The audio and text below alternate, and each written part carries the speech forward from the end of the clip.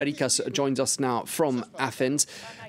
Natalie, that vote, it appears, has happened. The MPs have given their support to that name change. Is that a surprise? Well, I can't really say that many were expecting it, though the numbers were quite there. I mean, Alexis Tsipras, the prime minister, managed, if at the last moment, to garner his support. This morning, they knew they would, manage to have 153 lawmakers supporting this deal, grabbing even opposition party.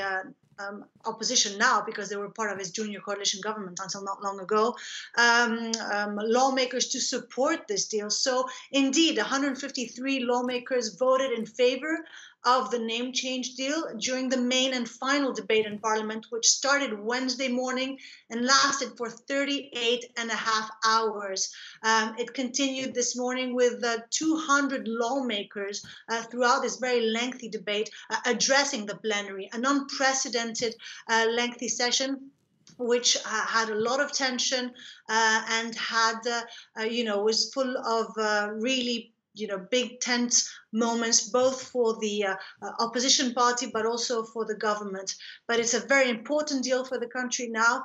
Many say it will allow to normalize relations, but more importantly, it's a great deal for the neighbor, former Yugoslav Republic of Macedonia, now soon North Macedonia, which now will be allowed to join international organization and will allow, of course, for the Western and the European, Western Atlantic Alliance and influence to spread itself in the Balkans.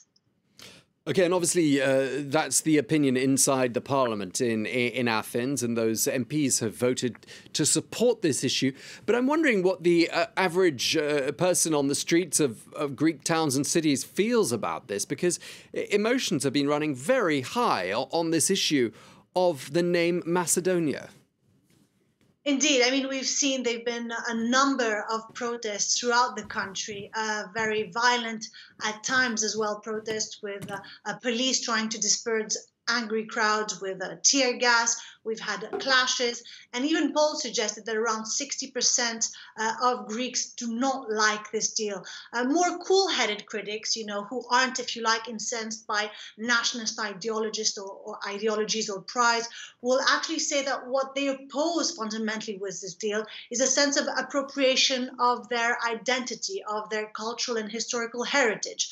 Others just think it's, the best possible deal that the country could have gotten in the past 30 years. No other politician was able to kind of reach a deal where there would be this kind of name with a geographical qualifier, which was, as even opposition lawmakers had said in the past, the best possible outcome to be expected. But at the end of the day, ordinary Greeks, after all these years of crisis, do feel, and especially those who oppose this deal, feel that their heritage, their culture is the last thing that they can actually control if you leave the troika aside and everything. And they even feel now that this is being stripped away from them. But of course, in many respects, you can say that the deal is also addressing their cultural heritage, clearly dissociating between Greeks and the Slavs, etc. But it was still not enough. But as everything, it's a very complex issue, and it's open to manipulation from both sides. Indeed. Well, thank you very much indeed for bringing us up to speed.